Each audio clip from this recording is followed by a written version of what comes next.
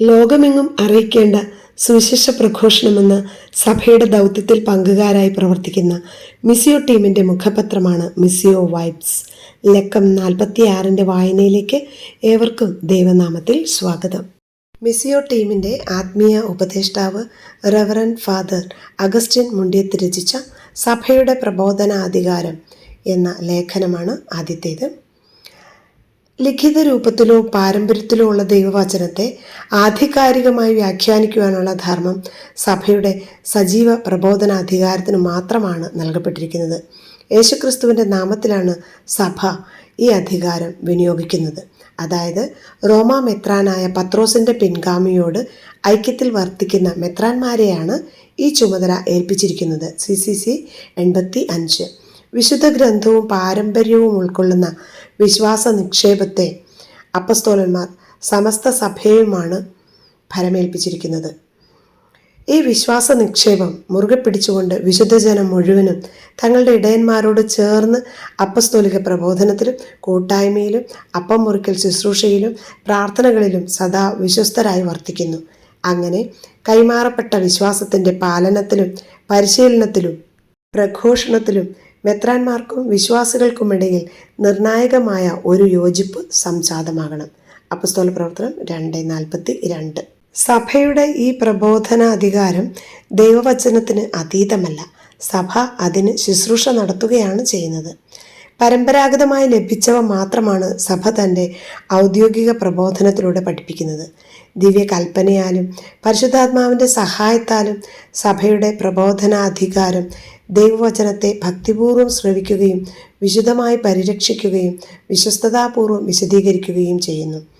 ദൈവാവിഷ്കൃത സത്യങ്ങളെന്ന് വിശ്വസിക്കേണ്ടതിനായി നിർദ്ദേശിക്കപ്പെടുന്നവയെല്ലാം വിശ്വാസത്തിൻ്റെ ഈ ഏക നിക്ഷേപത്തിൽ നിന്ന് എടുക്കപ്പെടുന്നവയാണ്. CCC 86. നിങ്ങളെ ശ്രവിക്കുന്നവൻ എന്നെ ശ്രവിക്കുന്നു, ലൂക്ക 10:16 എന്ന് ക്രിസ്തു അപ്പസ്തോലന്മാരോട് പറഞ്ഞ വാക്കുകളെ അനുസ്മരിപ്പിച്ചുകൊണ്ട് വിശ്വാസികൾ തങ്ങളുടെ ഇടയന്മാർ വിവിധ രൂപങ്ങളിൽ നൽകുന്ന പ്രബോധനങ്ങളും നിർദ്ദേശങ്ങളും വിധേയത്വത്തോടെ സ്വീകരിക്കുന്നു. ക്രിസ്തുവിൽ നിന്ന് സ്വീകരിച്ച പ്രബോധനാധികാരം സഭ പൂർണ്ണമായി വിനിയോഗിക്കുന്നത് വിശ്വാസ സത്യങ്ങൾ പ്രഖ്യാപിക്കുമ്പോഴാണ്. അതായത് ക്രൈസ്തവ ജനത്തിൽ നിന്ന് വിശ്വാസത്തോടുള്ള ഒരു നിരുപാധിക വിധേയത്വം ആവശ്യപ്പെടുന്ന വിധത്തിൽ ദൈവാവിഷ്കൃത സത്യങ്ങളെയോ അവയോട് അവശ്യബന്ധമുള്ള സത്യങ്ങളെയോ സഭ ഖണ്ഡിതമായി അവതരിപ്പിക്കുമ്പോഴാണ്. CCC 88. നമ്മുടെ ആധ്യാത്മിക ജീവിതവും വിശ്വാസ സത്യങ്ങളും തമ്മിൽ ഒരു ഘടനാത്മക ബന്ധമുണ്ട്. നമ്മുടെ വിശ്വാസ പാതയിലെ ദീപങ്ങളാണ് വിശ്വാസ സത്യങ്ങൾ. അവ ഈ പാതയിൽ പ്രകാശം ചൊരിയുകയും ഇതിനെ സുരക്ഷിതമാക്കുകയും ചെയ്യുന്നു. മറിച്ച് നമ്മുടെ ജീവിതം ധർമ്മനിഷ്ഠമാണെങ്കിൽ വിശ്വാസ സത്യങ്ങളുടെ പ്രകാശം സ്വീകരിക്കുവാനായി നമ്മുടെ ബുദ്ധിയും ഹൃദയവും തുറന്നിരിക്കും. ആവിഷ്കൃത സത്യത്തിൻ്റെ ഗ്രഹണത്തിലും കൈമാറലിലും എല്ലാ ക്രിസ്തീയ വിശ്വാസികൾക്കും പങ്കുണ്ട്. തങ്ങളെ പഠിപ്പിക്കുകയും സത്യത്തിൻ്റെ സാകല്യത്തിലേക്ക് നയിക്കുകയും ചെയ്യുന്ന പരിശുദ്ധാത്മാവിൻ്റെ അഭിഷേകം സ്വീകരിച്ചവരാണവർ. വിശ്വാസികളുടെ സമൂഹം ഒന്നാകെ വിശ്വസിക്കുന്ന കാര്യത്തിൽ തെറ്റുപറ്റുക സാധ്യമല്ല. ജനം മുഴുവനും മെത്രാന്മാർ മുതൽ വിശ്വാസികളിൽ ഏറ്റവും അവസാനത്തെ അൽമായൻ വരെ വിശ്വാസത്തെയും ധാർമ്മിക നിയമങ്ങളെയും സംബന്ധിക്കുന്ന കാര്യങ്ങളിൽ യോജിപ്പ് പുലർത്തുമ്പോൾ അവരുടെ പ്രകൃതി അതീതമായ വിശ്വാസാവബോധത്തിൽ മേൽപ്പറഞ്ഞ സവിശേഷത പ്രകടമാകുന്നു. വിശുദ്ധ പാരമ്പര്യവും വിശുദ്ധ ഗ്രന്ഥവും ചേർന്ന് ദൈവവചനത്തിൻ്റെ ഏക വിശുദ്ധ നിക്ഷേപത്തിന് രൂപം കൊടുക്കുന്നു.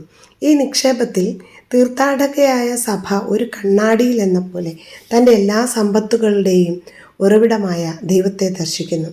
സഭ താൻ എന്തായിരിക്കുന്നുവോ, എന്തു വിശ്വസിക്കുന്നുവോ അതെല്ലാം തൻ്റെ പ്രബോധനം, ജീവിതം, ആരാധന എന്നിവ വഴി ശാശ്വതമാക്കുകയും എല്ലാ തലമുറകളിലേക്കും കൈമാറുകയും ചെയ്യുന്നു. ദൈവജനം മുഴുവനും അതിൻ്റെ പ്രകൃത്യാതീതമായ വിശ്വാസ അവബോധം വഴി കൈമാറുകയും ചെയ്യുന്നു. ദൈവജനം മുഴുവനും അതിൻ്റെ പ്രകൃത്യാതീതമായ വിശ്വാസാവബോധം വഴി ദൈവിക വെളിപ്പാടാകുന്ന ദാനം അനവരതം സ്വീകരിക്കുകയും കൂടുതൽ ആഴത്തിൽ അതിൻ്റെ അർത്ഥം ഗ്രഹിക്കുകയും കൂടുതൽ പൂർണ്ണമായി അത് ജീവിതത്തിൽ പകർത്തുകയും ചെയ്യുന്നു. ദൈവവചനം സത്യസന്ധമായി വ്യാഖ്യാനിക്കാനുള്ള ചുമതല സഭയുടെ പ്രബോധന അധികാരത്തിന്, അതായത് മാർപ്പാപ്പായ്ക്കും അദ്ദേഹവുമായി ഐക്യത്തിൽ വർത്തിക്കുന്ന മെത്രാന്മാർക്കും മാത്രമാണ് നൽകപ്പെട്ടിരിക്കുന്നത്. CCC 97 100. അടുത്ത ലേഖനത്തിൻ്റെ വായനയിലേക്ക് പ്രവേശിക്കുകയാണ്. എൻ്റെ ആത്മാവ് കർത്താവിനെ മഹത്വപ്പെടുത്തുന്നു. അതാണ് തലക്കെട്ട്. ലൂക്ക 1:46. പ്രൊഫസർ CC ആലിസുകുട്ടി ആൻറ്റി തൻ്റെ ജീവിതത്തിൻ്റെ നാൾവഴികളിലെ ചില ഓർമ്മക്കുറിപ്പുകൾ ഇവിടെ രേഖപ്പെടുത്തുകയാണ്. സുവിശേഷ പ്രഘോഷണവുമായി ഇറങ്ങിത്തിരിക്കുമ്പോൾ സ്വീകാര്യത ലഭിക്കാനും ഫലപ്രദമാകാനും നല്ല വിദ്യാഭ്യാസം ഉണ്ടായിരിക്കണം. അതിനാൽ MA വരെ പഠിക്കണം എന്നുള്ള ആത്മീയ പിതാവിൻ്റെ നിർദ്ദേശമനുസരിച്ച് സ്കൂളിലെ ജോലി വിട്ട് 1967 അതിരമ്പുഴയിലുള്ള അമലഗിരി കോളേജിൽ പ്രീ ഡിഗ്രിക്ക് ചേർന്നു. SSLC കഴിഞ്ഞ് 1 കൊല്ലത്തെ വിശ്രമവും 2 കൊല്ലത്തെ TTC കോഴ്സും 4 കൊല്ലത്തെ അധ്യാപന ജീവിതവും കഴിഞ്ഞാണ് കോളേജിൽ ചേർന്നതെങ്കിലും എൻ്റെ സഹപാഠികളുമായി 7 കൊല്ലത്തെ വ്യത്യാസം എനിക്കുണ്ടെന്ന് എൻ്റെ അധ്യാപകരടക്കം പലർക്കും പിടികിട്ടിയിരുന്നില്ല എന്ന് കോഴ്സിൻ്റെ അവസാനത്തിൽ മനസ്സിലായപ്പോൾ എനിക്ക് വളരെ സന്തോഷം തോന്നി. എല്ലാവരോടും ഒരുപോലെ ഇടപെടാനും താതാത്മ്യം പ്രാപിക്കാനുമുള്ള കൃപ എനിക്കുണ്ടെന്ന് മനസ്സിലായി. തുടക്കം മുതൽ തന്നെ കോളേജ് പഠനകാലം മുഴുവൻ AICUF all India Catholic university federation എന്ന യുവജന സംഘടനയിൽ സജീവ പ്രവർത്തകയായിരുന്നു. യൂണിറ്റ്, റീജിയണൽ എന്നിങ്ങനെ വിവിധ തലങ്ങളിൽ നേതൃത്വം വഹിക്കാൻ അവസരമുണ്ടായി. മിഷണറി ആകുക എന്നുള്ള ലക്ഷ്യം ഉണ്ടായിരുന്നതിനാൽ അതിന് ഏറ്റവും ഫലപ്രദമായ മേഖല ഏതെന്ന അന്വേഷണം എന്നും ഉണ്ടായിരുന്നു. നല്ല മാർക്കോടെ പ്രീ ഡിഗ്രി പാസ്സായി കഴിഞ്ഞപ്പോൾ തുടർന്ന് ഇംഗ്ലീഷ് പഠിക്കാനായി തൃശ്ശൂർ വിമല കോളേജിൽ BAക്ക് ചേർന്നു. മെറിറ്റ് സ്കോളർഷിപ്പ് ലഭിച്ചതും എൻ്റെ ഒരു സുഹൃത്തിൻ്റെ സാമ്പത്തിക സഹായവും പഠനകാലങ്ങളിൽ കുടുംബത്തെ ഭാരപ്പെടുത്താതിരിക്കാൻ സഹായിച്ചു. പഠനത്തോടൊപ്പം AICUF, ലീജിയൻ ഓഫ് മേരി എന്നീ സംഘടനകളിലുള്ള പ്രവർത്തനവും കോളേജിലും ഹോസ്റ്റലിലും ഏറ്റെടുക്കേണ്ടി വന്ന ഉത്തരവാദിത്തങ്ങളും ജീവിതം എന്നും തിരക്കേറിയതായി നിലനിർത്തി. പ്രാദേശികവും ദേശീയവുമായുള്ള പല പരിപാടികളിലും പങ്കെടുക്കാൻ അവസരം ലഭിച്ചത് അറിവിലും അനുഭവത്തിലും ബന്ധങ്ങളിലും വളരാൻ സഹായിച്ചു. ഡിഗ്രി 2ാം വർഷത്തിലെ പബ്ലിക് പരീക്ഷയിൽ മലയാളത്തിൽ സെക്കൻഡ് ലാംഗ്വേജ് കോഴിക്കോട് യൂണിവേഴ്സിറ്റിയിൽ 1ാം റാങ്ക് കിട്ടിയത് അപ്രതീക്ഷിതമായ ഒരതിശയവും വലിയൊരു ദൈവാനുഗ്രഹവുമായി എനിക്ക് തന്നെ അനുഭവപ്പെട്ടു. 1969 മുതൽ 1974 വരെയുള്ള വിമല കോളേജിലെ പഠനവും ജീവിതവും ആ നാളുകളിൽ ലഭിച്ച ബന്ധങ്ങളും അറിവും പരിചയവും എൻ്റെ ജീവിതത്തെ ഏറെ ധന്യമാക്കി. അധ്യാപകരൊക്കെ എനിക്ക് നല്ല സുഹൃത്തുക്കളായിരുന്നു.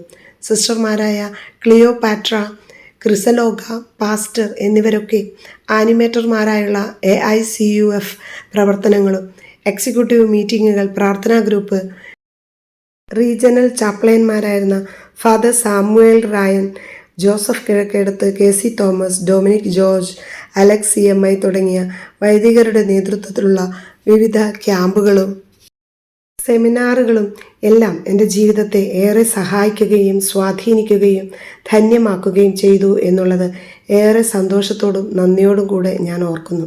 ദൈവത്തിന് സ്തുതി. എൻ്റെ മിഷൻ കണ്ടെത്താനുള്ള അന്വേഷണവും ബൈബിൾ പഠനവും എന്നും എൻ്റെ ജീവിതത്തിൻ്റെ ഭാഗമായിരുന്നു. Father Sebastian Painadath SJ, father Michael Karimattam എന്നിവരുടെ ബൈബിൾ ക്ലാസ്സുകളും AICUF ക്യാമ്പുകളും കോളേജ് പഠനകാലത്ത് ഏറെ സന്തോഷത്തോടെ ഞാൻ പങ്കെടുത്തിരുന്ന കാര്യങ്ങളാണ്. MA പരീക്ഷയൊക്കെ കഴിഞ്ഞ് ഞങ്ങളുടെ ഇടവകയിലും കോളേജ് പഠനകാലത്തും എൻ്റെ സുഹൃത്തുക്കളായിരുന്ന ഏതാനും പേരോടൊപ്പം ഇടുക്കിയിലുള്ള കോതപാറ എന്ന സ്ഥലത്ത് അന്നത്തെ എൻ്റെ ആത്മീയ പിതാവിൻ്റെ നേതൃത്വത്തിൽ ഒരു ബൈബിൾ സ്റ്റഡി സെൻറ്റർ തുടങ്ങി. ദിവസവും 5 മണിക്കൂർ ഞങ്ങൾ ഒന്നിച്ചിരുന്നു ബൈബിൾ പഠിക്കണമെന്ന് അച്ഛൻ നിർദ്ദേശിച്ചിരുന്നെങ്കിലും ഞങ്ങളുടെ പണികളൊക്കെ കഴിഞ്ഞ് 1 മണിക്കൂർ പോലും കൃത്യമായി പഠിക്കാൻ ഞങ്ങൾക്ക് സമയം കിട്ടിയിരുന്നില്ല. പള്ളിയിൽ വേദപാഠം പഠിപ്പിക്കാനും പ്രഥമ ദിവ്യകാരുണ്യ സ്വീകരണത്തിന് കുട്ടികളെ ഒരുക്കാനും ഏതാനും കുട്ടികൾക്ക് ഫ്രീ ട്യൂഷൻ കൊടുക്കാനും ഭവന സന്ദർശനത്തിനും ഞങ്ങൾ സഹായിച്ചിരുന്നു. കോളേജിൽ ജോലിക്ക് അപേക്ഷ കൊടുത്തിരുന്നെങ്കിലും ഇൻ്റർവ്യൂ കാർഡ് എനിക്ക് കിട്ടിയത് വൈകിപ്പോയത് കാരണം ആദ്യ വർഷത്തെ അവസരം എനിക്ക് നഷ്ടപ്പെട്ടു. അതിനാൽ ഇരിങ്ങാലക്കുട കാട്ടുങ്ങച്ചിറയിൽ CMC സിസ്റ്റേഴ്സിൻ്റെ പാരലൽ കോളേജിൽ അധ്യാപികയായി ചേർന്നു. 4 മാസം അവിടെ പഠിപ്പിച്ചു. തിരക്കേറിയ ഒട്ടും വിശ്രമമില്ലാത്ത ജീവിതമായിരുന്നെങ്കിലും അധ്യാപനവും കുട്ടികളെയും സാഹചര്യവും ഒക്കെ എനിക്കിഷ്ടപ്പെട്ടു. തൃശ്ശൂർ സെൻറ് മേരീസ് കോളേജിൽ നിന്ന് ഇൻ്റർവ്യൂ കാർഡ് വന്നപ്പോൾ പോകുന്നില്ല എന്ന് പ്രിൻസിപ്പലിനോട് പറഞ്ഞത് ഞാൻ ഓർക്കുന്നു. റെഗുലർ കോളേജും പാരലൽ കോളേജും തമ്മിലുള്ള വ്യത്യാസം എനിക്കറിയില്ലായിരുന്നു. സിസ്റ്റർ മോസസ് അവ തമ്മിലുള്ള വ്യത്യാസമൊക്കെ പറഞ്ഞു തന്ന് പ്രോത്സാഹിപ്പിച്ച് അയച്ചതിനാൽ ഇൻ്റർവ്യൂവിന് പോയി. സെയിൻറ്റ് മേരീസ് കോളേജിൽ ലീവ് വേക്കൻസിയിൽ ജോലി കിട്ടി.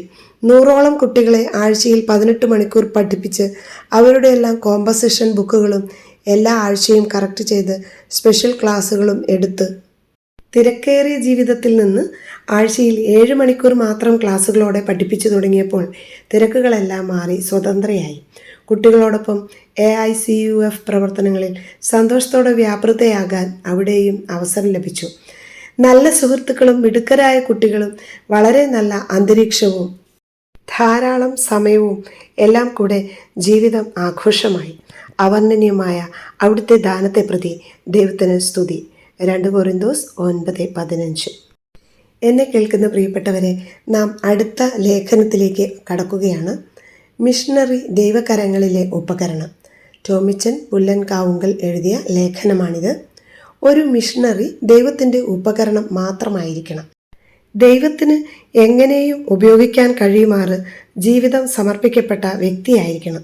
സ്വർഗത്തിൽ നിന്നും നമ്മിൽ വസിക്കുന്ന പരിശുദ്ധാത്മാവിലൂടെ നൽകപ്പെടുന്ന പ്രേരണകൾക്കും പ്രചോദനങ്ങൾക്കും അനുസൃതമായി ജീവിതത്തെ വിട്ടുകൊടുക്കുന്ന വ്യക്തികൾക്ക് മാത്രമേ യഥാർത്ഥ പ്രേക്ഷിതരാകാൻ കഴിയൂ. താൻ അനുഭവിച്ചറിഞ്ഞ ദൈവസ്നേഹം മറ്റെല്ലാവരും അനുഭവിച്ചറിയണമെന്നും യേശുക്രിസ്തു എല്ലാവരാലും അറിയപ്പെടണമെന്നും സ്നേഹിക്കപ്പെടണമെന്നുമുള്ള അദമ്യമായ ആഗ്രഹമായിരിക്കണം ഒരു മിഷണറിയുടെ വിശപ്പും ദാഹവും. വഴിയോരങ്ങളിൽ നിന്ന് നമ്മെ പിന്തുടരുന്ന പ്രശംസകളിലും അഭിനന്ദനങ്ങളിലും നമ്മുടെ ശ്രദ്ധ കുടുങ്ങിപ്പോകാതിരിക്കാൻ നല്ല ജാഗ്രത വേണം. അല്ലെങ്കിൽ അത് നമ്മുടെ ലക്ഷ്യത്തെയും ദൗത്യത്തെ തന്നെയും വളരെ ദോഷകരമായ വിധത്തിൽ ബാധിച്ചെന്നിരിക്കും. ലൂക്കാ സുവിശേഷം 4:43 കാണുന്ന ഈശോയുടെ മനോഭാവം ഓരോ മിഷണറിയുടെയും മനോഭാവമായി മാറണം. രോഗികളെ സുഖപ്പെടുത്തിയും അനേക അത്ഭുതങ്ങൾ പ്രവർത്തിച്ചു. ജനങ്ങളുടെ ഇടയിൽ സഞ്ചരിച്ചപ്പോൾ ജനങ്ങൾ അവനെ അന്വേഷിച്ചു ചെന്ന് തങ്ങളെ വിട്ടുപോകരുതെന്ന് ഈശോയോട് ആവശ്യപ്പെട്ടു. അപ്പോൾ ഈശോ പറഞ്ഞ മറുപടി എല്ലാ മിഷണറിമാരെ സംബന്ധിച്ചും വളരെ പ്രസക്തമാണ്. എന്നാൽ അവൻ പറഞ്ഞു, മറ്റു പട്ടണങ്ങളിലും ഞാൻ ദൈവരാജ്യത്തിൻ്റെ സുവിശേഷം പ്രസംഗിക്കേണ്ടിയിരിക്കുന്നു. അതിനുവേണ്ടിയാണ് ഞാൻ അയക്കപ്പെട്ടിരിക്കുന്നത്. 2025 ചങ്ങനാശ്ശേരി ബൈബിൾ കൺവെൻഷനിൽ ബഹുമാനപ്പെട്ട ദാനിയേൽ പൂവണ്ണത്തിൽ അച്ഛൻ തൻ്റെ അനുഭവം വിശദീകരിച്ചുകൊണ്ട് സ്വയം ചോദിച്ച ഒരു ചോദ്യം എൻ്റെ ഹൃദയത്തിലും വലിയ സ്വാധീനമുണ്ടാക്കി. സ്വയം പരിശോധനയ്ക്കായി അത് നമ്മെ എല്ലാവരെയും സഹായിക്കും. നമ്മൾ ഓടിയതും ഓടുന്നതും വ്യർത്ഥമാകാതിരിക്കാനും അത് നമ്മെ സഹായിച്ചേക്കാം. ചോദ്യം ഇതാണ്: നീ നിന്റെ ശുശ്രൂഷയെയാണോ കർത്താവ് ഈശോ മിശിഹായെയാണോ കൂടുതൽ സ്നേഹിക്കുന്നത്? സുവിശേഷ പ്രഘോഷണം നിർത്തി കോളേജിൽ പഠിപ്പിക്കുന്ന പ്രവൃത്തി തുടരുവാൻ മെത്രാനച്ചൻ ആവശ്യപ്പെട്ടപ്പോൾ അതിൽ ദുഃഖിതനായി ഡാനിയേലച്ചൻ മെത്രാനച്ചനോടുള്ള വിഷമവും ദേഷ്യവും തുറന്നു പറഞ്ഞു കുമ്പസാരിച്ചു. അപ്പോൾ കുമ്പസാരക്കൂട്ടിലിരുന്ന കൊച്ചച്ഛൻ്റെ അധരങ്ങളിലൂടെ ക്രിസ്തു യേശു തന്നെ ചോദിച്ച ഈ ചോദ്യം അച്ഛൻ്റെ ജീവിതത്തെ മാറ്റിമറിച്ചു. ധാരണകൾ മാറി. യഥാർത്ഥ സ്നേഹം യേശു ക്രിസ്തുവിനോടായിരുന്നുവെങ്കിൽ ക്രിസ്തുവിൻ്റെ സ്ഥാനം അലങ്കരിക്കുന്ന മേൽപ്പട്ടക്കാരൻ പറയുന്നത് അപ്രകാരം തന്നെ അനുസരിക്കാൻ തയ്യാറാകണമായിരുന്നല്ലോ. ക്രിസ്തുവിനേക്കാൾ അധികമായി നാം ചെയ്യുന്ന ശുശ്രൂഷയെ സ്നേഹിക്കുന്ന അപകടം നമ്മുടെ മുന്നിൽ പതിയിരിപ്പുണ്ടെന്ന് അച്ഛൻ തൻ്റെ അനുഭവത്തിൽ നിന്നും വിവരിച്ചു. എന്നെയും ഇരുത്തി ചിന്തിപ്പിച്ച ഒരു ചോദ്യമാണിത്. ചിലപ്പോഴൊക്കെയെങ്കിലും നാം അറിയാതെ കർത്താവിനേക്കാൾ കൂടുതലായി നമ്മുടെ ശുശ്രൂഷകളെ സ്നേഹിച്ചു പോകുന്ന അപകടം നമ്മെ വേട്ടയാടാറില്ലേ? അതൊരു ദുരന്തമാണ്. ഓരോ ശുശ്രൂഷയും കഴിഞ്ഞ് രഹസ്യമായെങ്കിലും പ്രശംസയ്ക്ക് ചെവി ഓർക്കുന്ന സ്വഭാവം നമ്മിലുണ്ടെങ്കിൽ നമ്മുടെ ശുശ്രൂഷകൾക്ക് അത് വഴിമുടക്കിയായി തീരും. പ്രശംസയുടെ അളവും ആഴവും കൂടുകയും കുറയുകയും ചെയ്യുന്നതിനനുസൃതമായി നമ്മുടെ ശുശ്രൂഷകളും വേലിയിറക്ക പ്രക്രിയയ്ക്ക് വിധേയമായേക്കാം. ഇന്ന് പുകഴ്ത്തുകയും നാളെ ഇകഴ്ത്തുകയും ചെയ്യുന്ന മനുഷ്യരുടെ പുകഴ്ചയ്ക്കും ഇകഴ്ചയ്ക്കും ചെവി കൊടുക്കാതെ നമ്മുടെ ഉള്ളിൽ വസിക്കുന്ന പരിശുദ്ധാത്മാവിൻ്റെ സ്വരങ്ങൾക്കും അവൻ നമ്മുടെ ഹൃദയത്തിൽ നൽകുന്ന ആത്മീയ നിർവൃതിക്കും ചെവി കൊടുത്താൽ അതെത്ര ധന്യമായിരിക്കും.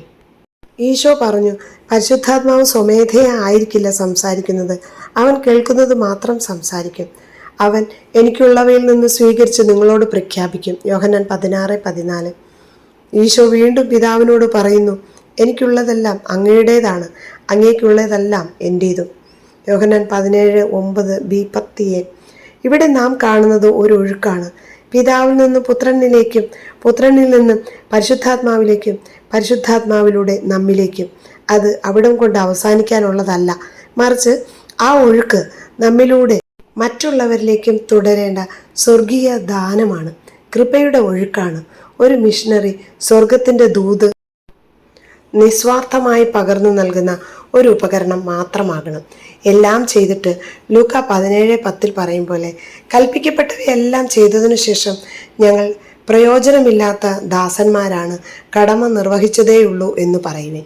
നമ്മുടെ പ്രശംസ സ്വർഗത്തിലായിരിക്കട്ടെ. നിങ്ങൾ ലോകമെങ്ങും പോയി സർവ്വസൃഷ്ടികളോടും സുവിശേഷം പ്രസംഗിക്കുവിൻ എന്ന ദിവ്യനാഥൻ്റെ ആഹ്വാനം നമുക്ക് ഹൃദയത്തിൽ ഏറ്റെടുക്കാം. നിസ്വാർത്ഥരായ മിഷണറിമാരായി ദൈവരാജ്യ സംസ്ഥാപനത്തിനായി ജീവിതം സമർപ്പിക്കാം. ദൈവം എല്ലാവരെയും സമൃദ്ധമായി അനുഗ്രഹിക്കട്ടെ. അടുത്ത ലേഖനം വിശുദ്ധ ഗ്രന്ഥവും ഒരു വിശുദ്ധ കുരിശിൻ്റെയും ചിത്രത്തിൻ്റെ അകമ്പടിയോടെയാണ് നൽകിയിരിക്കുന്നത്. ലേഖനത്തിൻ്റെ തലക്കെട്ട് ഇപ്രകാരമാണ്: വിശുദ്ധ ജീവിതം നയിക്കുവാനും ആത്മരക്ഷ നേടുവാനും തിരുസഭയുടെ സത്യവിശ്വാസവും പ്രബോധനങ്ങളും വഹിക്കുന്ന പങ്ക്. നിക്സൺ എ രചിച്ചതാണ് ഈ ലേഖനം. ബൈബിളിൻ്റെ പങ്ക്. വിശുദ്ധ ലിഖിതമെല്ലാം ദൈവനിവേശിതമാണ്. അവ പ്രബോധനത്തിനും ശാസനത്തിനും തെറ്റുതിരുത്തലിനും നീതിയിലുള്ള പരിശീലനത്തിനും ഉപകരിക്കുന്നു. 2 തിമോത്തിയോസ് 3:16. ദൈവവചനം പരിശുദ്ധാത്മാവിൻ്റെ പ്രവർത്തനം വഴി കന്യകാമറിയത്തിൻ്റെ ഗർഭത്തിൽ മനുഷ്യ ശരീരമായി തീർന്നതുപോലെ വിശുദ്ധ ലിഖിതം അതേ പരിശുദ്ധാത്മാവിൻ്റെ പ്രവർത്തനം വഴി സഭയുടെ ഗർഭത്തിൽ ഉരുവായി. പരിശുദ്ധാത്മാവിൻ്റെ നിവേശനത്തിന് കീഴിൽ എഴുതപ്പെട്ട ദൈവവചനമാണ് വിശുദ്ധ ലിഖിതങ്ങൾ. അതിനാൽ ദൈവത്തിൻ്റെ വചനം എന്ന നിലയിൽ വിശ്വാസികളുടെ ജീവിതത്തിൽ നിന്ന് ബൈബിളിനെ ഒഴിവാക്കാനാവില്ല.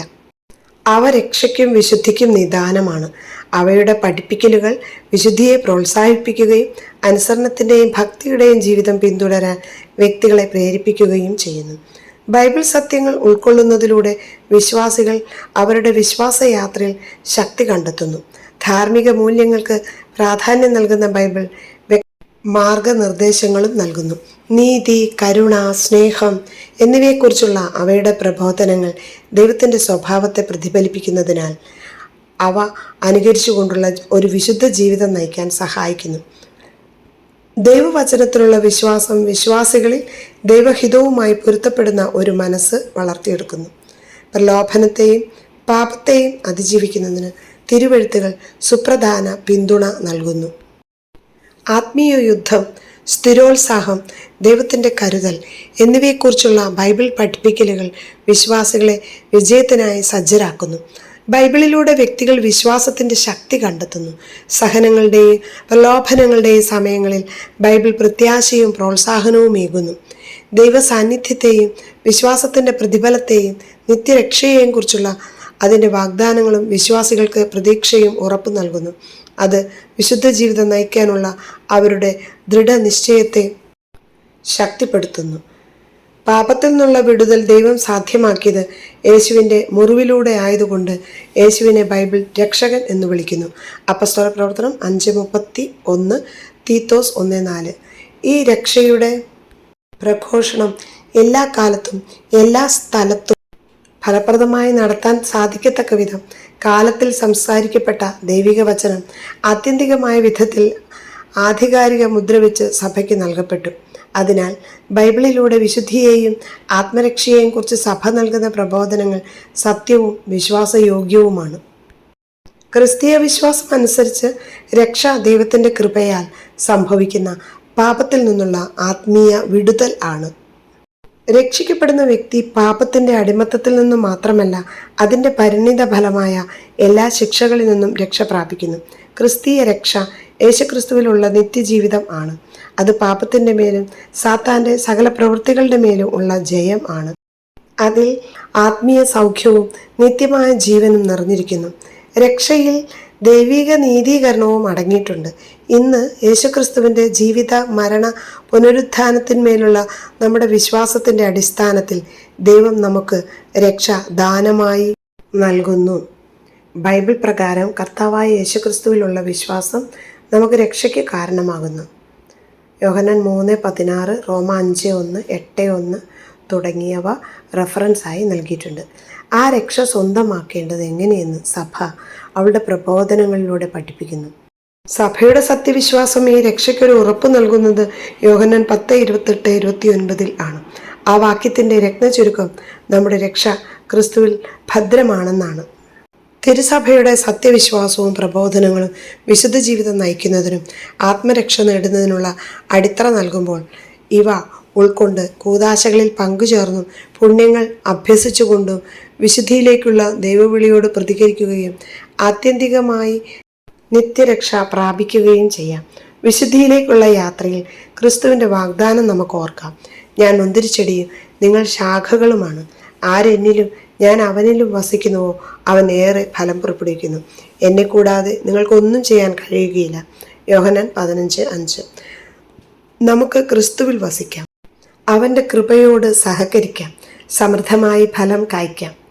വിശുദ്ധിക്ക് വേണ്ടി ജീവിച്ച് വിശുദ്ധരായി ക്രിസ്തുവിൻ്റെ പ്രകാശത്തിനായി കൊതിക്കുന്ന ഒരു ലോകത്തിൽ നമുക്ക് പ്രത്യാശയുടെ പ്രകാശഗോപുരങ്ങളാകാം.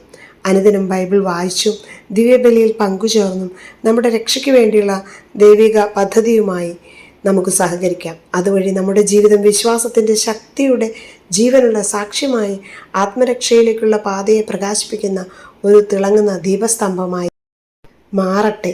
നിങ്ങളുടെ സ്വർഗസ്ഥനായ പിതാവ് പരിപൂർണനായിരിക്കുന്നത് പോലെ നിങ്ങളും പരിപൂർണരായിരിക്കുവിൻ. മത്തായി 5:48 എന്ന ക്രിസ്തുവിൻ്റെ ആഹ്വാനത്തിന് ചെവി കൊടുക്കുകയും വിശുദ്ധരാകാൻ ആഗ്രഹിക്കുകയും പരിശ്രമിക്കുകയും ചെയ്യാം. സ്നേഹം നിഷ്കളങ്കമായിരിക്കട്ടെ. സഹോദരതുല്യമായ വാത്സല്യത്തോടെ പരസ്പരം സ്നേഹിക്കുവിൻ. നിങ്ങളുടെ പ്രത്യാശയിൽ സന്തോഷിക്കുവിൻ. ക്ലേശങ്ങളിൽ സഹനശീലരായിരിക്കുവിൻ. പ്രാർത്ഥനയിൽ സ്ഥിരതയുള്ളവരായിരിക്കുവിൻ. വിശുദ്ധരുടെ ആവശ്യങ്ങളിൽ സഹായിക്കുവിൻ. അതിഥി സൽക്കാരത്തിൽ തത്പരരാകുവിൻ. CCC 1971. ഹൃദയം ശുദ്ധവും ലളിതവുമാകുമ്പോൾ അതിന് സ്നേഹിക്കാതിരിക്കാൻ സാധ്യമല്ല. കാരണം അത് സ്നേഹത്തിൻ്റെ ഉറവിടമായ ദൈവത്തെ കണ്ടെത്തിയെന്ന് വിശുദ്ധ ജോൺ മരിയ വിയാനിയുടെ വാക്കുകളിലൂടെ സഭയുടെ സത്യവിശ്വാസത്തിലും പ്രബോധനങ്ങളിലും മനസ്സും ശരീരവും ചേർത്ത് വെച്ച് നമ്മുടെ ജീവിതയാത്ര തുടരാം. സ്നേഹത്തിൻ്റെ ഉറവിടമായ ദൈവത്തിലേക്ക് റോമ 15:13 പറയുന്നത് പോലെ പ്രത്യാശയുടെ ദൈവം നിങ്ങളുടെ വിശ്വാസത്താൽ സകല സന്തോഷവും സമാധാനവും കൊണ്ട് നിങ്ങളെ നിറയ്ക്കട്ടെ. അങ്ങനെ പരിശുദ്ധാത്മാവിൻ്റെ ശക്തിയാൽ നിങ്ങൾ പ്രത്യാശയിൽ സമൃദ്ധി പ്രാപിക്കുകയും ചെയ്യട്ടെ. ആമേൻ. മിസ്സിയോ വൈബ്സിൽ അപ്പസ്തോല പ്രബോധനങ്ങളിൽ നിന്ന് ഒരു ഏട് കൂടി ഉൾപ്പെടുത്തിയിട്ടുണ്ട്. സഭ ആധുനിക ലോകത്തിൽ എന്ന അപ്പസ്തോല പ്രബോധനത്തിൽ നിന്ന് പ്രൊഫസർ CC ആലീസ് കുട്ടി രചിച്ച ചെറിയൊരു ഭാഗം കൂടി വായിക്കുകയാണ്. ആധുനിക ലോകത്തിൽ പ്രൊഫസർ CC ആലീസ് കുട്ടി. രണ്ടാം വത്തിക്കാൻ കൗൺസിൽ GS 69. ഭൂമിയും അതിലെ സകല വിഭവങ്ങളും എല്ലാ മനുഷ്യരുടെയും ജനപദങ്ങളുടെയും ഉപയോഗത്തിനു വേണ്ടി ആയിരിക്കണമെന്ന് ദൈവം നിശ്ചയിച്ചു. അതിനാൽ എല്ലാ മനുഷ്യരും നീതിയോടും സാഹോദര്യത്തോടും കൂടി പ്രവർത്തിക്കുമെങ്കിൽ സൃഷ്ടിക്കപ്പെട്ട വസ്തുക്കൾ ഏവർക്കും ന്യായമായ തോതിൽ ലഭിക്കാനിടയാകും. ഇതിനും പുറമെ തനിക്കും തൻ്റെ കുടുംബത്തിനും ആവശ്യത്തിനും മതിയാകുന്നത്ര വസ്തുക്കൾ സ്വന്തമാക്കാൻ ഓരോരുത്തരും അവകാശമുണ്ട്. സാധുക്കളെ സഹായിക്കാൻ മനുഷ്യർക്ക് കടമയുണ്ട്. മിച്ചമുള്ളവയിൽ നിന്നും ദാനം ചെയ്യുന്നതുകൊണ്ട് മാത്രം മതിയാവുകയില്ല. അങ്ങേയറ്റം ആവശ്യസ്ഥിതിയിലാകുന്നവന് മറ്റുള്ളവരുടെ സ്വത്തിൽ നിന്ന് തനിക്ക് ആവശ്യമുള്ളത് എടുക്കാൻ അവകാശമുണ്ട്. വിശന്നു മരിക്കാറായ മനുഷ്യന് നീ ഭക്ഷണം കൊടുക്കുക. അങ്ങനെ ചെയ്യാതിരുന്നാൽ നീ അവനെ കൊല്ലുകയാണ് ചെയ്യുന്നത്. എല്ലാ വ്യക്തികളും ഗവൺമെൻറ്റുകളും അവരവരുടെ കഴിവിനനുസരിച്ച് തങ്ങൾക്കുള്ളവ മറ്റുള്ളവർക്കും കൊടുക്കട്ടെ. പ്രത്യേകിച്ച് ദരിദ്രരായ വ്യക്തികളെയും രാഷ്ട്രങ്ങളെയും സ്വന്തം കാലിൽ നിൽക്കാനും അഭിവൃദ്ധിപ്പെടാനും പര്യാപ്തമായ വിധം സഹായിക്കേണ്ടതാണ്. അടുത്തത് മിസിയോ വാർത്തകളാണ്. മിസിയോ പ്രിലിംസ് ഓൺലൈൻ കോഴ്സ് 10 ആഴ്ച നീളുന്ന മിസിയോ പ്രിലിംസ് കോഴ്സിൻ്റെ 17ാമത്തെ ബാച്ച് ജൂലൈ 12 അവസാനിക്കും. സുവിശേഷ സാക്ഷ്യം നൽകി ജീവിതം മുന്നോട്ട് നയിക്കുവാൻ മാമോദീസ സ്വീകരിച്ച് എല്ലാവരെയും സഹായിക്കുക എന്ന ലക്ഷ്യത്തോടെ നടത്തപ്പെടുന്നതാണ് ഈ ഓൺലൈൻ കോഴ്സ്. എല്ലാ ശനിയാഴ്ചകളിലും വൈകിട്ട് 7:30 ജപമാലയോടുകൂടി സെഷൻ ആരംഭിക്കുന്നു. ഇതിൻ്റെ 18th ബാച്ച് 18ാമത്തെ ബാച്ച് ഒരു മാസത്തിന് ശേഷം തുടങ്ങുന്നു. അതിനുള്ള ലിങ്ക് ഉടനെ പബ്ലിഷ് ചെയ്യുന്നതാണ്. മറ്റൊരു വാർത്ത മിസിയോ റെസിഡൻഷ്യൽ കോഴ്സിനെ സംബന്ധിച്ചുള്ളതാണ്.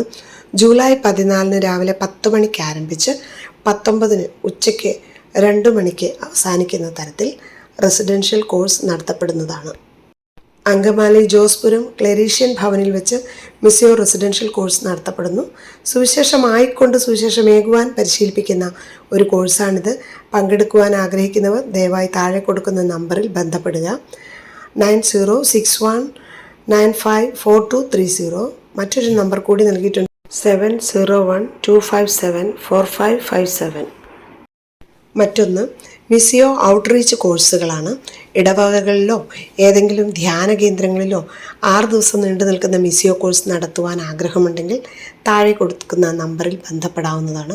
മിസിയോ ടീം അവിടെ വന്ന് കോഴ്സ് നടത്തിത്തരുന്നതാണ്. മുകളിൽ സൂചിപ്പിച്ച അതേ നമ്പർ തന്നെയാണ് കൊടുത്തിരിക്കുന്നത്. മിസിയോ വൈബ്സിൽ വായനക്കാരുടെ ഇടം കൂടിയുണ്ട്, കേൾവിക്കാരുടെ ഇടം കൂടിയുണ്ട്. പ്രിയപ്പെട്ടവരെ, മിസിയോ വൈബ്സിനെ കുറിച്ചുള്ള നിങ്ങളുടെ വിലയേറിയ അഭിപ്രായങ്ങളും ക്രിയാത്മകമായ നിർദ്ദേശങ്ങളും വിമർശനങ്ങളും സന്തോഷവും പങ്കുവയ്ക്കുവാൻ ഇതാ ഒരവസരം. നിങ്ങളെ കേൾക്കാൻ മിസിയോ ടീം ആഗ്രഹിക്കുന്നു. നിങ്ങളുടെ പ്രതികരണങ്ങൾ താഴെ കാണുന്ന ഇമെയിൽ അഡ്രസ്സിലേക്ക് അയക്കുമല്ലോ. അടുത്തു വരുന്ന ലക്കങ്ങളിൽ തിരഞ്ഞെടുക്കപ്പെടുന്ന ഏതാനും പ്രതികരണങ്ങൾ പ്രസിദ്ധീകരിക്കുന്നതുമാണ്. missioVibes@gmail.com. ഇത്തവണ നൽകിയിരിക്കുന്ന മിസിയോയുടെ വായനക്കാരുടെ ഇടത്തിൽ വത്സമ്മ ജോസഫിൻ്റെ ഒരു പ്രതികരണമാണ് നൽകിയിരിക്കുന്നത്. മിസിയോ വൈബ്സിൻ്റെ 45-ാമത്തെ ലക്കത്തിൻ്റെ മുഖചിത്രം സൂചിപ്പിച്ചിട്ടുണ്ട്. ദൈവത്തിൻ്റെ മുഖപ്രകാശം പതിഞ്ഞ മുഖം. നിശബ്ദതയിൽ പൊതിഞ്ഞിരുന്നാലും ഇത്തിരി നേരം നോക്കിയിരുന്നപ്പോൾ ഒത്തിരി കാര്യം സംസാരിച്ചു. ഈ മെയ്ഫ്ലവർ വൈബ്സ് ഗാർഡനെ വർണ്ണാഭമാക്കിയിരിക്കുന്നു. രത്നമണികളിലേക്ക് കൊതിയോട് നോക്കിക്കൊണ്ടിരുന്നപ്പോൾ മുന്നിൽ ആകാശച്ചെപ്പ് തുറന്നു വെച്ചിരിക്കുന്ന പ്രതീതിയായിരുന്നു. എൻ്റെ കുട്ടിക്കാലത്തെ കളിച്ചെപ്പുകളിലൊന്നും ഇങ്ങനെയൊന്നില്ലായിരുന്നു. അതുകൊണ്ട് ഇതിൽ ഒളിഞ്ഞിരിക്കുന്ന സൂത്രവും കാണാൻ കഴിഞ്ഞിട്ടില്ലായിരുന്നു. ഇപ്പോൾ ഇതിൽ മരതകമാണോ മാണിക്യമാണോ അതോ എല്ലാം കൂടെയാണോ? സൂക്ഷിച്ചു നോക്കിയപ്പോൾ ഹൃദയത്തിൽ മഴവില്ല് തെളിഞ്ഞു. ഈ ലോകത്തിൽ കിട്ടാവുന്നതിനപ്പുറത്തുള്ള അമൂല്യമായ രത്നമാണ് അതിൽ അനാവരണം ചെയ്യപ്പെട്ടിരിക്കുന്നത്. ദിവസങ്ങളോ മാസങ്ങളോ വർഷങ്ങളോ കഴിഞ്ഞ് ഇവിടുന്ന് യാത്രയാകുമ്പോൾ ലഭിക്കാൻ പോകുന്ന സ്വർഗീയ സമ്മാനത്തിൻ്റെ രഹസ്യ കോഡാണ് അതിൽ ആലേഖനം ചെയ്യപ്പെട്ടിരിക്കുന്നത്. യേശുവിലൂടെയുള്ള രക്ഷയുടെ രഹസ്യം ഹൃദ്യമായ രീതിയിൽ അനാവരണം ചെയ്തിരിക്കുന്നു. റവറൻ ഡോക്ടർ അഗസ്റ്റിൻ മുണ്ട്യത്ത് ചെപ്പ് തുറന്നു. ഒരു സ്വർഗീയ അനുഭൂതി എന്നെ തലോടിക്കൊണ്ട് കടന്നുപോയി. എല്ലാവരും രക്ഷിക്കപ്പെടണം എന്ന് ദൈവം ആഗ്രഹിക്കുന്നു. അപ്പോൾ എല്ലാവരും ശിക്ഷിക്കപ്പെട്ട അവസ്ഥയിലാണ്. യേശു മാത്രമാണ് സത്യം. യേശുവിലൂടെ മാത്രമാണ് രക്ഷ. പാപപരിഹാരം അവൻ്റെ കുരിശുമരണത്തിലൂടെ. നമ്മുടെ ശിക്ഷാവിധി മാറ്റി എഴുതപ്പെട്ടു. അവൻ ശിക്ഷ ഏറ്റെടുത്തു. ഞാൻ മരിക്കേണ്ട സ്ഥാനത്ത് യേശു മരിച്ചു, അവനോടൊപ്പം ഞാനും. എങ്കിൽ എനിക്കും ഒരു പുനരുത്ഥാനം ഉണ്ട്. അവൻ സ്വർഗത്തിൽ പ്രവേശിച്ചു, ഞാനും സ്വർഗത്തിൽ പ്രവേശിക്കും. വിശ്വസിക്കണം. എൻ്റെ പാപങ്ങൾ ഞാൻ അവനെ ഏൽപ്പിച്ചു കൊടുക്കണം. എങ്ങനെ? കുമ്പസാരത്തിലൂടെ. എൻ്റെ പ്രിയപ്പെട്ട അധ്യാപിക പ്രൊഫസർ ആലീസ് കുട്ടിയിൽ കണ്ണുകൾ ഉടക്കി. കളിച്ചപ്പിൽ സൂക്ഷിച്ചത് മിഷണറി ആകുക എന്ന സ്വപ്നം എനിക്കില്ലാതെ പോയത്, അറിയാതെ പോയത്. ആത്മീയ ലോകത്ത് അനാഥ.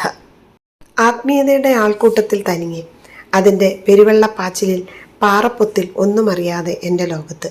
എൻ്റെ അധ്യാപിക ഈ സത്യം അറിഞ്ഞു.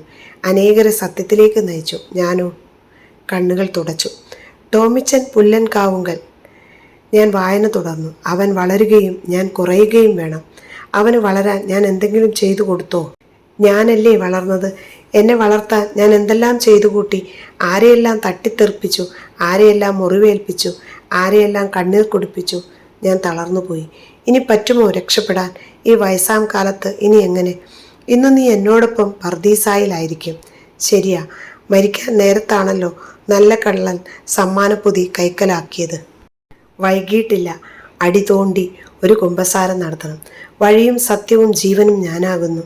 എന്നിലൂടെയല്ലാതെ ആരും ദൈവരാജ്യത്തിൽ പ്രവേശിക്കുകയില്ല. കണ്ടില്ലേ, ചിത്രത്തിലെ പോലെ തന്നെ യേശു കാണിച്ചു കൊടുത്ത വഴിയിലൂടെ എൻ്റെ ആലീസുകുട്ടി മിസ് നടന്നു നീങ്ങുന്നത്. ആ കളിച്ചെപ്പിലെ രക്ഷാനിധി ഇനി ആരെയെല്ലാം കാണിക്കാനുണ്ട്. എനിക്കതുപോലെ ആകാൻ പറ്റുമോ? സ്നേഹപിതാവിൻ്റെ ഹിതം നിറവേറ്റാൻ, അവൻ പറയുന്നത് പോലെ ചെയ്യാൻ പറഞ്ഞ അമ്മയോട് സഹായം ചോദിക്കാം. അമ്മയും കൊണ്ടതാ നമ്മുടെ നിക്സ് ഓഫ് ജീസസ്. തീർച്ചയായും അമ്മ കൂടെയുണ്ട്. ഇനി യേശുവിനോടൊപ്പം ഞാനും, ഒപ്പം എല്ലാവരെയും കൂടെ വിളിക്കാം. അപ്പോൾ ഞാനും ഒരു മിഷണറിയാകും.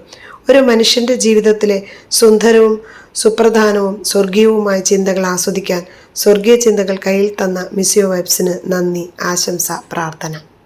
മിസിയോയിലൂടെ ദൈവം നടത്തുന്ന പ്രേക്ഷിത പ്രവർത്തനങ്ങൾക്ക് കൈത്താങ്ങാകാൻ താല്പര്യപ്പെടുന്നവർ ദയവായി താങ്കളുടെ ദശാംശം താഴെ കൊടുത്തിരിക്കുന്ന അക്കൗണ്ട് നമ്പറിലേക്ക് അയച്ച് അതിൻ്റെ സ്ക്രീൻഷോട്ട് ഉത്തരവാദിത്തപ്പെട്ടവർക്ക് നൽകുവാൻ താല്പര്യപ്പെടുന്ന ഒരു വാർത്ത കൂടി നൽകിയിട്ടുണ്ട്. താഴെ കൊടുത്തിരിക്കുന്ന QR കോഡ് ഉപയോഗിച്ചും ദശാംശം മിസിയോയുടെ അക്കൗണ്ടിലേക്ക് അയക്കാൻ സാധിക്കുന്നതാണ്. മിസിയോ എക്ലേസിയ ട്രസ്റ്റ് അക്കൗണ്ട് നമ്പർ നൽകിയിട്ടുണ്ട്. പ്രിയപ്പെട്ടവരെ, ഈ ലക്കം ഇവിടെ പൂർണ്ണമാവുകയാണ്. വളരെ താല്പര്യപൂർവ്വം മിസിയോ വൈബ്സിൻ്റെ അടുത്ത ലക്കത്തിന് വേണ്ടി നമുക്ക് പരിശുദ്ധാത്മാവിൻ്റെ നിറവിൽ കേട്ടതെല്ലാം ഫലമണിയുന്നതിന് വേണ്ടി പ്രാർത്ഥിക്കുകയും കാത്തിരിക്കുകയും ചെയ്യാം. ആമേൻ. Praise the Lord.